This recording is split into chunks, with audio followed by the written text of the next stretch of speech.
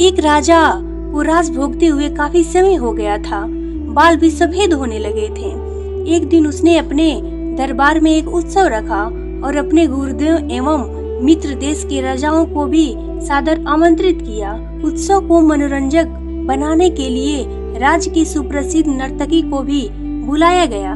राजा ने कुछ स्वर्ण मुद्राएं अपने गुरुजी को भी दिया ताकि यदि वे चाहें तो नर्तकी को गीत व नृत्य पर उसे पुरस्कृत कर सकें। सारी रात नृत्य चलता रहा।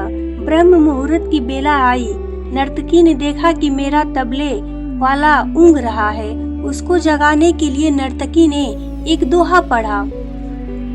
बहु बीती थोड़ी रही, पल पल गई बिताए, एक पलक के कारण क्यों कलंक लग जाए। अब इस दोहे का अलग अलग व्यक्तियों ने अपने अनुरूप अलग अलग अर्थ निकाला। तबले वाला सतर्क होकर बजाने लगा। जब यह बात गुरुजी ने सुनी तो उन्होंने सारी मोहरें उस नर्तकी के सामने फेंक दी।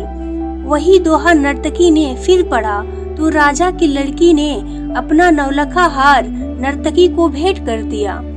उसने फिर वही दोहा दोहराया तो राजा के पुत्र युवराज ने अपना मुकुट उतारकर नर्तकी को समर्पित कर दिया।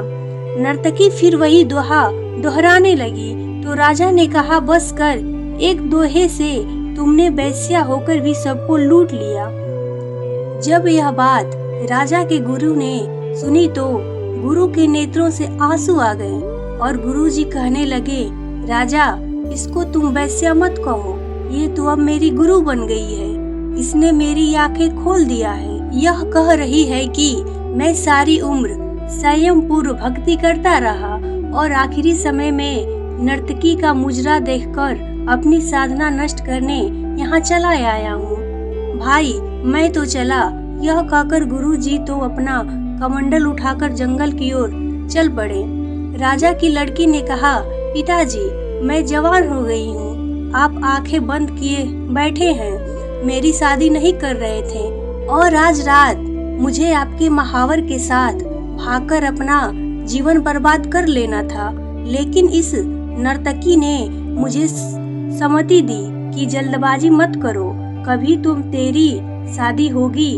क्यों अपने पिता को कलंकित करने पे तुली हुई हो। युवराज ने कहा, पिताजी, आप वृद्ध हो चले हैं, फिर भी मुझे राज नहीं दे रहे थे। मुझे आज रात ही आपके सिपाहियों से मिलकर आपका कत्ल कर देना था, लेकिन इस नर्तकी ने समझाया कि पगले, आज नहीं तो कल आखिर ये राजपाट तुम्हें ही मिलेगा। क्यों अपने पिता के खून का कलंक अपने सर पर लेते हो? धैर्य रख। जब ये सब बातें राजा ने सुनी तो राजा को भी आत्मज्ञान हो गया। राजा के मन में वैराग्य आ गया।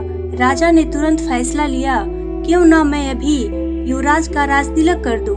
फिर क्या था, उसी समय राजा ने युवराज का राज तिलक किया और अपनी पुत्री को कहा, पुत्री, दरबार में एक से एक राजकुमार आए हुए हैं। तुम अपनी इच्छा से किसी भी राजकुमार के गले में वरमाला डालकर पति के रूप में चुन सकती हो। राजकुमारी ने ऐसा ही किया और राजा सब त्याग कर जंगल में गुरु की शरण में चला गया। यह सब देखकर नर्तकी ने सोचा, मेरे एक दोहे से इतने लोग सुधर गए, लेकिन मैं क्यों नहीं सुधर पाई। उसी समय नर्तकी ने भी वैराग्य आ गया। उसने उसी समय निर्णय लिया कि आज से मैं अपना पूरा धंधा बंद करती हूँ और कहा, हे प्रभु, मेरे पापों से मुझे क्षमा करना।